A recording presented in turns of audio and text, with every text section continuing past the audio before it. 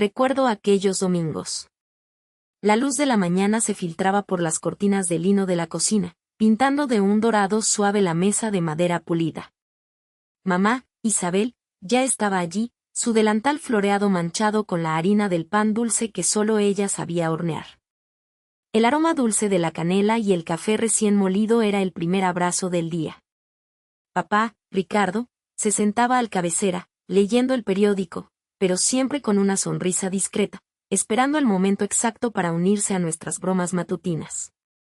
Cristina, cariño, ¿vas a ayudar hoy o solo a ser testigo de mi magia culinaria? A Isabel le encantaba picarme, aunque solo estuviera allí para disfrutar del espectáculo. Yo me echaba a reír, acercándome para robar un trozo de masa. Sabes que solo estorbaría, mamá. Prefiero ser la crítica de tu arte. Y luego estaba Mónica. Mi hermana, mi cómplice, mi sombra. Entraba en la cocina con el pelo revuelto, bostezando, pero sus ojos ya brillaban con su picardía habitual. Míralas, papá, un domingo más conspirando para engordarnos. Y yo, la víctima más bella de sus argucias. Ricardo bajaba el periódico, sus ojos cálidos se posaban en nosotras. Ustedes dos son mi mayor alegría y mi mayor castigo. Pero un castigo que no cambiaría por nada en este mundo. Su voz era un bálsamo de paz, un ancla en la vida. Nunca nos faltaba nada. No éramos ricos, no aspirábamos a lujos extravagantes, pero nuestra casa rebosaba de algo mucho más valioso, risas sin fin, debates apasionados sobre trivialidades, y un amor que se sentía tan sólido como las paredes que nos rodeaban. Nos enfrascábamos en la preparación del desayuno, o en largas sobremesas donde los temas variaban desde las últimas noticias del barrio hasta los sueños más locos que teníamos. Mónica y yo compartíamos todo, secretos de chicas, planes para el futuro, la esperanza de una vida plena. Hablábamos de ese día en que quizás tendríamos nuestras propias casas, pero siempre cerca, siempre con la promesa de que los domingos de pan dulce de mamá serían una tradición inquebrantable. Mónica siempre fue la más ambiciosa de las dos, vislumbrando viajes y experiencias, pero yo sentía que la verdadera riqueza ya la poseíamos, sin necesidad de nada más. La seguridad de los brazos de papá, la dulzura infinita de mamá, y la complicidad incondicional de Mónica. Eso era mi mundo. Un mundo simple, sí, pero tan lleno de amor y propósito que se sentía infinitamente vasto y perfecto. Cada día era una confirmación de que estábamos exactamente donde debíamos estar, rodeados de aquellos a quienes amábamos, sin preocupaciones que el abrazo familiar no pudiera disipar. Era una melodía constante de felicidad, la partitura de una vida sin un solo verso discordante. Era nuestra fortaleza, nuestro paraíso privado e inquebrantable. Aquel paraíso de la infancia, esa sinfonía constante de felicidad que yo, Cristina, creía inquebrantable, no se desvaneció con los años, sino que se transformó. Las risas y los debates sobre trivialidades del pasado se anclaron en una rutina adulta, forjando un lazo aún más profundo, si cabe. Nuestro hogar seguía siendo ese modesto apartamento en el corazón de un barrio que vibraba con vida propia, un mosaico de sonidos y aromas que daban calor al alma. No era un lujo ostentoso, pero cada rincón, cada grieta en la pared, cada mueble desgastado, guardaba una historia, un eco de momentos compartidos que lo hacían infinitamente más valioso que cualquier mansión. Yo, Cristina, seguía siendo la misma, pero el mundo giraba y con él, nuestras responsabilidades. Mi padre, Ricardo, seguía siendo la esencia de la familia, el soñador incansable, el arquitecto de ideas audaces. Sus ojos relucían con la misma chispa de entusiasmo cada vez que imaginaba un nuevo negocio, un plan que nos catapultaría a una vida mejor, aunque mejor para nosotros nunca significó más dinero, sino más tiempo juntos, más paz. Mamá, Isabel, sostenía el día a día con una serenidad inquebrantable, y Mónica, mi hermana, empezaba a trazar sus propios caminos, siempre con esa ambición que la caracterizaba. Pero era con papá, Ricardo, con quien sentía una conexión especial, una especie de sociedad silenciosa en la que yo era su apoyo incondicional. Cris, mi niña, ¿sabes?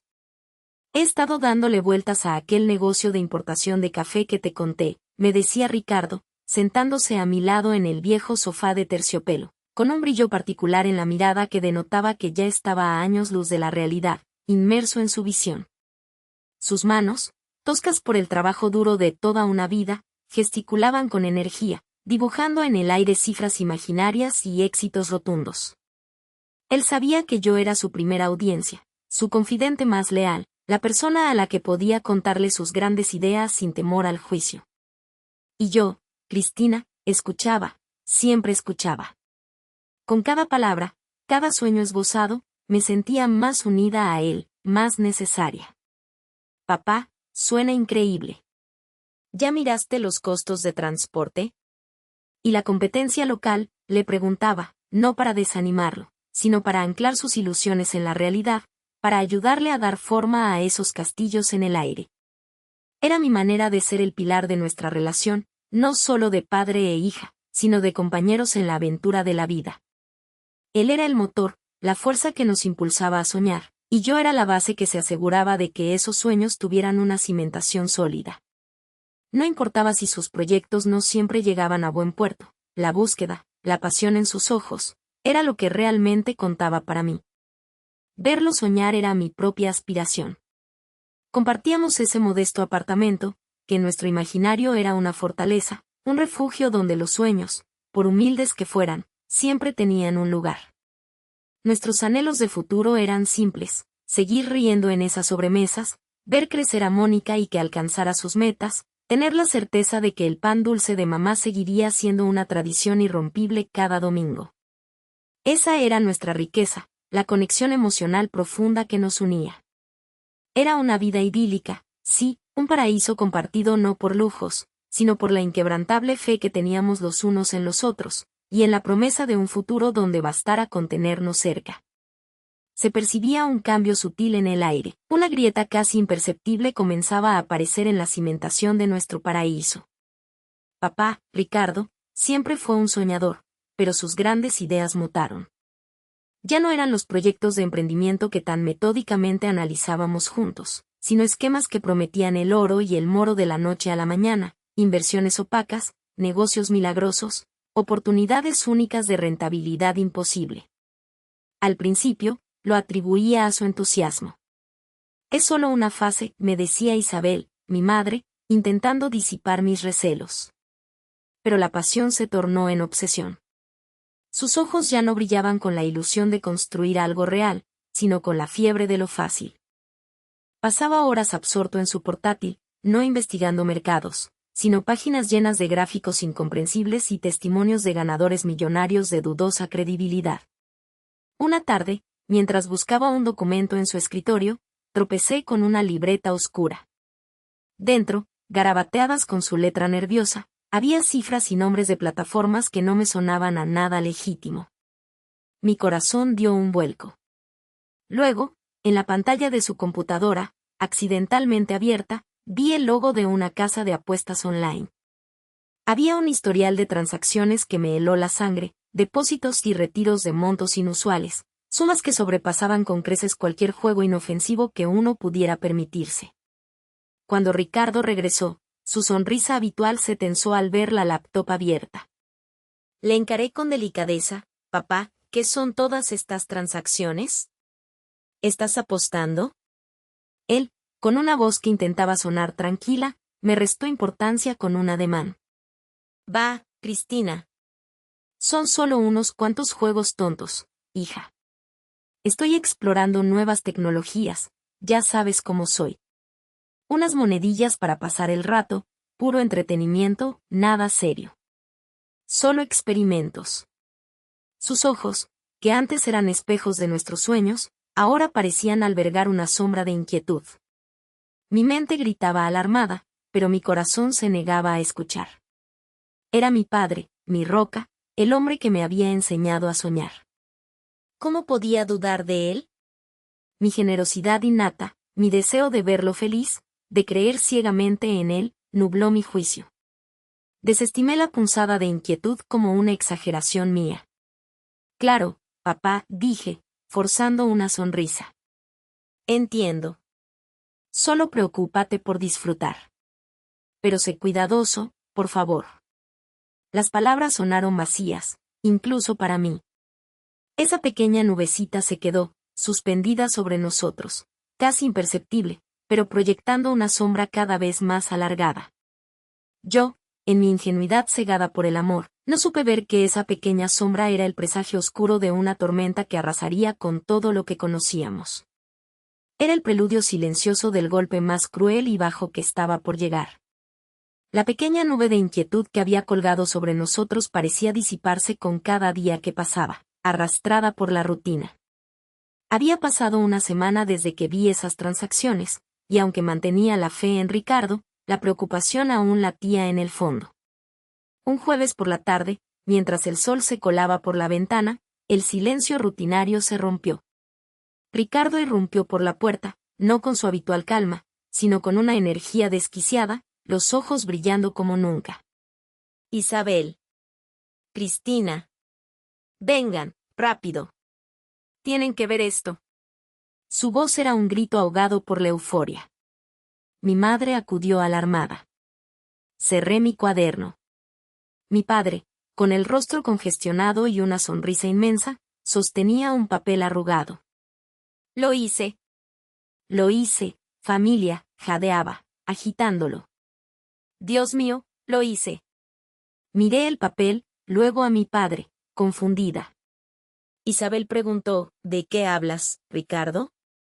Él desdobló el billete con manos temblorosas sobre la mesa. Era un boleto de lotería. Mis ojos recorrieron los números, el logotipo. Entonces, ganador, seguido de una cifra astronómica. $10 millones. Su voz era un aullido de pura euforia. 10 millones. Ganamos. Lo hicimos. El aire se espesó, el tiempo se detuvo. ¿10 millones? Mi mente retrocedió en un flash. Meses atrás, cansada de sus exploraciones dudosas, le había suplicado, papá, si vas a jugar, al menos compra un billete de lotería de verdad. Es más inocente. Le tendí unas pocas monedas, parte de mis ahorros, ten, para un boleto. Pero solo uno. Ese había sido el día. Ese mismo boleto. La paradoja no importaba, en ese instante, solo sentí una avalancha de gratitud y una alegría desbordante. La incredulidad fue engullida por un tsunami de euforia. Grité. Isabel se llevó las manos a la boca, sus ojos llenos de lágrimas. Ricardo nos abrazó a las dos, nos levantó, girando en un torbellino de risas y alivio. Se acabó, mi amor. La lucha terminó, le dijo Ricardo a Isabel, con voz quebrada. No más preocupaciones. No más alquileres, ni deudas. Mis propias lágrimas corrían libres. Un peso invisible se había levantado, revelando un cielo azul y brillante. Los fantasmas de las cuentas, las preocupaciones de mi madre, todo se desvaneció. El apartamento se inundó de una luz cegadora, no solo por el sol, sino por la radiante alegría que nos envolvía. La euforia duró horas. Entre abrazos y risas, empezamos a soñar en voz alta. Una casa más grande, el fin del trabajo agotador de mamá, mis estudios financiados, un viaje. 10 millones, una llave maestra abriendo todas las puertas. Éramos la familia más afortunada del mundo. El futuro se extendía ante nosotros, brillante y prometedor, un lienzo en blanco para nuestros sueños. La euforia duró horas. Entre abrazos y risas, soñamos en voz alta, una casa más grande, el fin del trabajo agotador de mamá, mis estudios financiados, un viaje. 10 millones, una llave maestra abriendo todas las puertas. Éramos la familia más afortunada del mundo. El futuro se extendía ante nosotros, brillante y prometedor, un lienzo en blanco para nuestros sueños. Para celebrar, preparé con esmero una cena íntima. Mi madre, Isabel, me ayudó, irradiando una paz que hacía mucho no veía. Ricardo, sin embargo, se había vuelto distante, su sonrisa parecía una máscara de satisfacción. Los vasos se chocaron con un tintineo alegre. Por nosotros, exclamó Isabel, con la voz temblorosa de emoción. por el fin de la precariedad. Sí, por el fin de la precariedad, repitió papá, su voz inquietantemente calmada. Me miró directamente, mi sonrisa vaciló. Un presentimiento helado se arrastró por mi espalda. Y por el futuro, continuó, sus ojos fijos en los míos, con un brillo de condescendencia. Un futuro muy diferente para algunos de nosotros. Las palabras resonaron con extraña gravedad. Isabel frunció el ceño. ¿Qué quieres decir, Ricardo?, preguntó. Él suspiró, como soltando una verdad incómoda. Verás, Isabel, Cristina, el premio es algo grande. Muy grande. Hizo una pausa, tomando un sorbo de vino. Su expresión era ilegible. Este boleto, dijo, bajando el vaso y mirándome con esa expresión helada. Fue una inversión privada mía. Una apuesta, para cambiar mi vida. Su voz se endureció. Tú, Cristina, fuiste una mera coincidencia. Un impulso errático. Una herramienta, si lo quieres ver así. Mis ojos se abrieron de par en par. ¿Herramienta? Isabel intervino, su voz aguda. Ricardo. ¿Qué demonios estás insinuando? Fue Cristina quien te dio el dinero. Fue su idea. Él se rió, una risa seca y sin humor. Por favor, Isabel. Eso fueron unas monedas de calderilla. Un gesto insignificante. Yo, y solo yo, puse la determinación, la visión. La suerte fue mía. Mía y solo mía. La sangre se heló en mis venas. La sonrisa de mi padre se volvió una mueca petulante, sus ojos brillando con una frialdad que nunca antes le había visto. La luz se había ido de su rostro.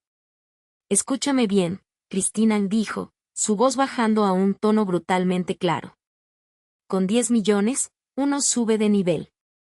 Y tú no estás a mi nivel. Nunca lo has estado, para ser brutalmente honesto. Sentí una puñalada en el pecho. ¿A su nivel? Eres una piltrafa. Un lastre, Cristina. Siempre lo has sido. Tus melodramas, tus preocupaciones, todo eso es de una vida pasada de la que voy a escapar. Gesticuló, como si limpiara el aire de mi presencia. No eres más que un trasto viejo, una carga que no puedo permitirme arrastrar en mi nueva existencia. Las palabras cayeron sobre mí como una cascada de hielo, cada una un golpe buscando destruirme. Mi mandíbula se relajó, mis ojos fijos en los suyos, incapaz de procesar el veneno. Así que, para que quede claro, continuó, su voz goteando hielo, no tienes derecho a nada de este dinero. Ni un céntimo. Fue mi boleto, mi inversión. Eres una piltrafa inútil que me dio unas monedas. Eso no te da derecho a compartir mi fortuna. El silencio fue insoportable, roto por el clamor en mis oídos. Isabel, helada, trató de hablar, pero las palabras se quedaron atrapadas. Yo no podía respirar. No solo me desposeyó, me deshumanizó. Mis lágrimas se negaron a brotar, el shock era demasiado profundo, el dolor, demasiado vasto. Mi padre. Mi héroe. Me había llamado una piltrafa. Y lo decía en serio. Era una sentencia. Una eliminación. Mi padre. Mi héroe. Me había llamado una piltrafa. Y lo decía en serio. Era una sentencia. Una eliminación. El silencio fue un cuchillo. Ricardo, inmutable, extrajo un sobre blanco. Aquí tienes, Cristina, dijo, extendiéndolo, voz cortante. Para que no digas que te dejo sin nada. Abrí el sobre con manos temblorosas. Dentro, unos pocos billetes, una limosna, una burla descarada.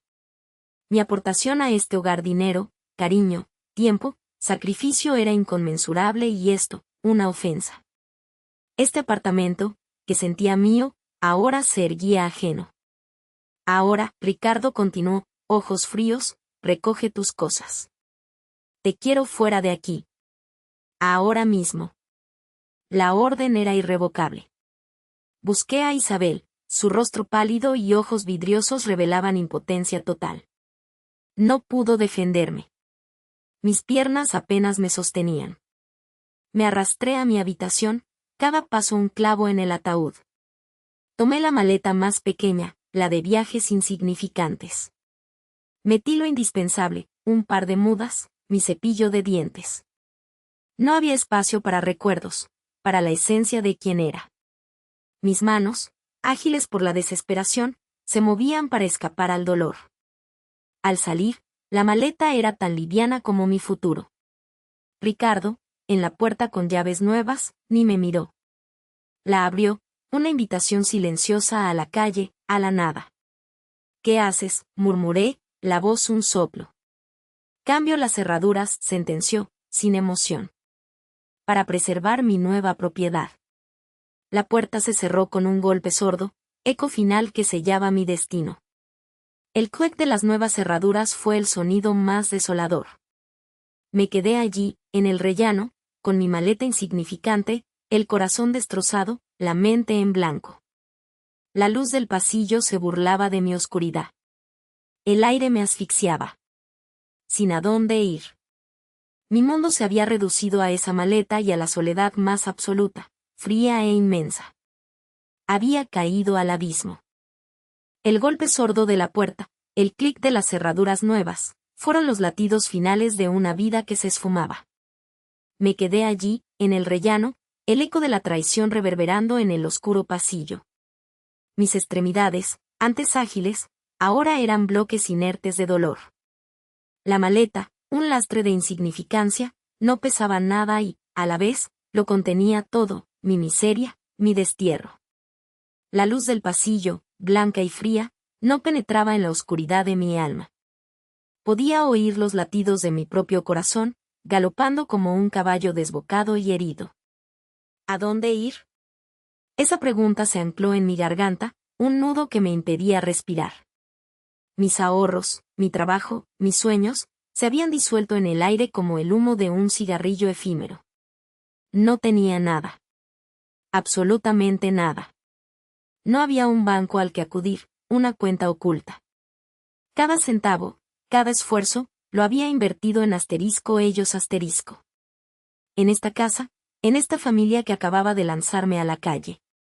La noche se cernía, implacable.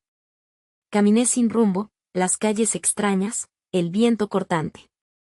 Los letreros de neón parpadeaban, burlándose de mi desamparo. Me senté en un banco de un parque cualquiera, bajo la luz tenue de una farola. La maleta, apoyada a mi lado, parecía un testigo mudo de mi derrumbe. El frío calaba mis huesos, pero el hielo en mi corazón era mucho más cortante. Las lágrimas, que había contenido por tanto tiempo, comenzaron a caer, lava quemando mi piel.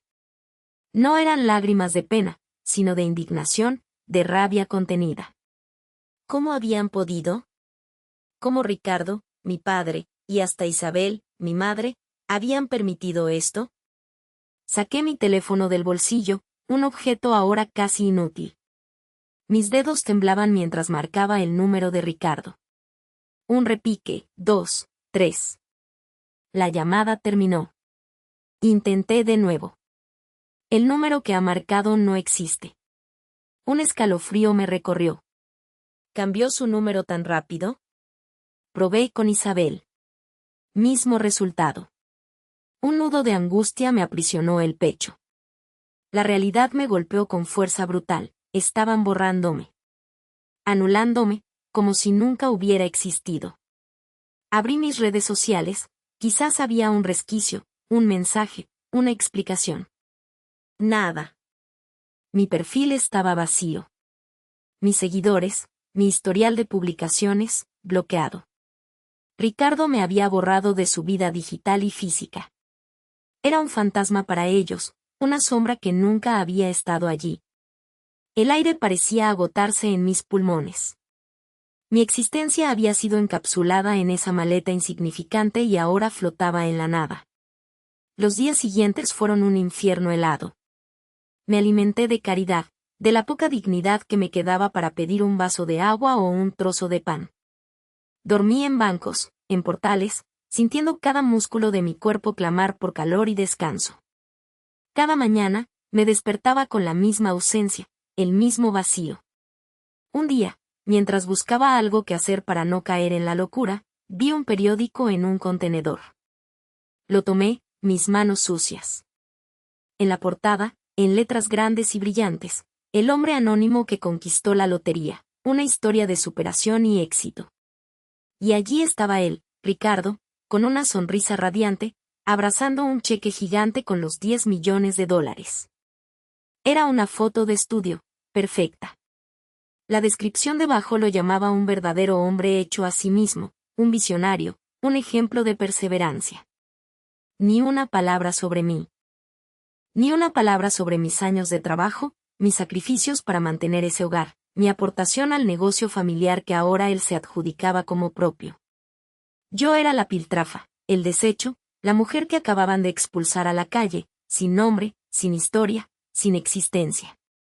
La indignación me invadió con una fuerza volcánica. No era solo la traición económica, ni la familiar. Era la burla. La completa negación de mi identidad, mi historia. Ricardo, el self-made man, me había arrojado al abismo, mientras él ascendía al Olimpo de la fama y la fortuna, construido sobre mis ruinas. La soledad se transformó en algo más, algo gélido y acerado. Ya no era solo dolor. Era una sed. Una sed de justicia. Una sed de algo que él nunca hubiera esperado de la piltrafa insignificante que había despreciado. La sed de justicia era un fuego frío que me consumía, pero la desesperación ardía con mayor fuerza. Mi corazón anhelaba un mínimo refugio. Mi familia. Mi madre, Isabel. Mi hermana, Mónica. Eran mi sangre. Debían ayudar. Con esa débil esperanza, arrastré mis pies hasta el umbral de nuestra casa. Llamé. Mónica abrió. Registró el desastre que yo era, cabello enmarañado, ropa sucia, olor a calle. Su sonrisa se hizo una mueca petulante. Vaya, vaya, la piltrafa, en persona, se burló. ¿Vienes a pedir limosna? Papá ahora es millonario, no necesita vagabundos. Mi garganta se cerró. Mónica, por favor, apenas balbuceé. Necesito ayuda. Me quedé sin nada. Ella soltó una carcajada, sus ojos brillaron con malicia. Sin nada. ¿Y de quién es la culpa? Siempre fuiste una carga. La perfecta que fracasó. Deberías haberte quedado donde estabas. Sacó su teléfono. Aquí tienen, mis seguidores, el espectáculo. Mi hermana, la lista. Una vergüenza. Vayan a su perfil y díganle lo que piensan de esta fracasada. La humillación me golpeó. No solo me negaba ayuda, pisoteaba mi dignidad y exhibía mi dolor. Mis padres, Ricardo e Isabel, aparecieron. Ricardo, impoluto, me miró con fastidio. Isabel desvió la mirada, avergonzada por mi presencia. Cristina, ¿qué haces aquí?, dijo mi madre tensa, escudriñando la calle. No puedes exponernos así. La gente habla. Mamá, no tengo a dónde ir, supliqué, las lágrimas desbordándose. Necesito un lugar, aunque sea por unos días. Estoy desesperada. Mi padre suspiró. Hija, eres irresponsable, siempre atrayendo problemas. Tu presencia es complicada. Tenemos una imagen. Nuestro nuevo estatus. No podemos permitir que lo arruines. ¿Arruinar? Yo. Papá, tú me dejaste en la calle. Me robaste todo. Mi voz se elevó, ahogada por la ira y el dolor. Isabel se acercó, su voz un susurro de resentimiento. Asume tus consecuencias, Cristina. Siempre fuiste dramática. No te queremos cerca. Nos traes mala suerte. Después de unos pocos días, ve y busca tu camino. No puedes quedarte. No te queremos cerca. Aquellas palabras resonaron en mi alma. Fue el golpe final, el martillazo que sellaba mi ataúd de esperanza. Mi propia familia me expulsaba, me despreciaba. Mi hogar se cerraba. No había piedad, solo juicio. Vi envidia en Mónica, ambición y miedo en mis padres. Yo no era hija ni hermana, era un riesgo para su nueva felicidad. En ese instante, la desesperación se transformó. Las lágrimas se secaron. De las cenizas de mi esperanza, nació algo nuevo, alimentado por la traición. La sed de justicia ya no era fuego, era una hoja de acero forjada en la más profunda decepción. Una claridad gélida me invadió. Si me consideraban una piltrafa, una carga, entonces les daría una razón para temerme. Me vacié, y en ese vacío, encontré una fuerza que no dependía de nadie. Ya no buscaba refugio. Buscaba venganza. Sería paciente. Sería astuta. Sería la sombra que nadie vería venir hasta que fuera demasiado tarde. La claridad gélida que me había invadido al cerrar la puerta de mi antigua casa fue efímera, como el vapor que se disipa en el aire frío de la mañana. Se esfumó tan pronto como mis pies tocaron el asfalto y la realidad de mi situación me golpeó en el rostro con la fuerza de un huracán. ¿Venganza? ¿Cómo podía una piltrafa sin un techo sobre su cabeza, sin un centavo en el bolsillo, siquiera soñar con tal cosa? Las primeras noches fueron un purgatorio de calles desconocidas y bancos de parques, donde el frío se colaba hasta mis huesos y cada sombra parecía esconder una amenaza. El orgullo se desmoronó más rápido que una torre de arena. La ira, antes tan potente, se diluyó en un miedo primario, en la humillante necesidad de encontrar un lugar donde no me mojara, donde pudiera cerrar los ojos sin que una sirena de policía me sobresaltara. Cuando creí que no podía caer más bajo, terminé en un refugio para mujeres. Un lugar ruidoso, anónimo, donde la dignidad se despojaba junto con las prendas sucias en la entrada. Mi nombre importaba poco, yo era solo uno de los muchos rostros agotados, una cifra más en la lista de los invisibles. La mirada de lástima o, peor aún, de indiferencia en los ojos de las trabajadoras sociales era un eco constante de las palabras de Isabel: no te queremos cerca. Nos traes mala suerte. Cristina, y me llamó una mañana una mujer del refugio, con voz monótona. Tenemos un listado de trabajos temporales. Limpieza, lavaplatos. ¿Te interesa? Mi cuerpo clamaba por descanso, mi mente por un respiro. Pero el estómago rugía. Sí, logré decir, mi voz apenas un susurro. Así comenzó mi existencia parasitaria. Recogía platos en restaurantes grasientos, fregaba pisos con las rodillas destrozadas, clasificaba basura en almacenes polvorientos. Los trabajos eran ocasionales, mal pagados, humillantes. Cada vez que mis manos se cubrían de mugre o que un jefe me gritaba por la menor imperfección, las palabras de Mónica resonaban en mi cabeza: piltrafa, ¿era eso en lo que me había convertido? En la sucia verdad de su desprecio. El agotamiento físico era inmensas, pero el mental era devorador. La traición de Ricardo, la fría condena de Isabel, la envidia enfermiza de Mónica. Aquellos golpes no sanaban. Eran llagas abiertas que las duras sábanas del refugio y el constante ir y venir de gente solo lograban irritar más. Me sentía vacía, como una cáscara hueca, arrastrando mis pasos por un mundo que no me veía, que no me recordaba, que no me importaba. ¿A quién recurrir? Alejandro existía en mis pensamientos como un faro lejano, pero ¿cómo acercarme a él en este estado? ¿Con qué vergüenza cargarle mis miserias? Me había prometido a mí misma venganza, fuerza, ¿y qué era yo ahora? Un espectro, una silueta borrosa que se mezclaba con el paisaje urbano, otra alma perdida en la inmensidad de la ciudad. Podría haberme desvanecido. Nadie habría notado mi ausencia, ni siquiera mi propia familia. No había llamadas, ni mensajes, ni una sola señal de preocupación. Habían borrado mi existencia, me habían olvidado deliberadamente. Llegaban noches en las que la desesperación se volvía tan insoportable que la idea de continuar simplemente parecía una burla. ¿Para qué? ¿Para qué luchar si el mundo, e incluso mi propia sangre, me había declarado insignificante? ¿Para qué la venganza si no quedaba nada de mí para sentirla? A veces, la única liberación parecía ser dejarme ir, ser consumida por el olvido al que me habían sentenciado. La lucha se sentía inútil, una carga más que me doblaba bajo su peso. Estaba al borde del abismo, contemplando si la única salida era simplemente desaparecer. Sentada en el refugio, el olor a humedad y desinfectante barato pegándose a mí. Mis ojos, vacíos, apenas registraban el ir y venir de otros. La vida exterior, ruidosa e indiferente, contrastaba con mi alma deshilachada. Me sentía un espectro. De repente, una voz impostada y familiar ahogó el murmullo. Alcé la mirada al viejo televisor comunitario, granulado, que proyectaba un evento benéfico. Y allí estaba él. Ricardo. Mi padre.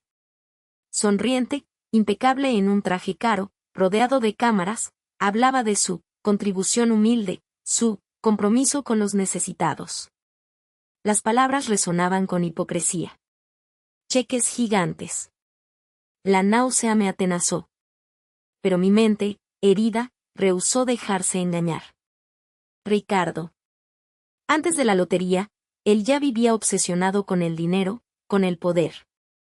Recordé susurros nocturnos sobre negocios, arriesgados, métodos turbios. Los favores ocultos.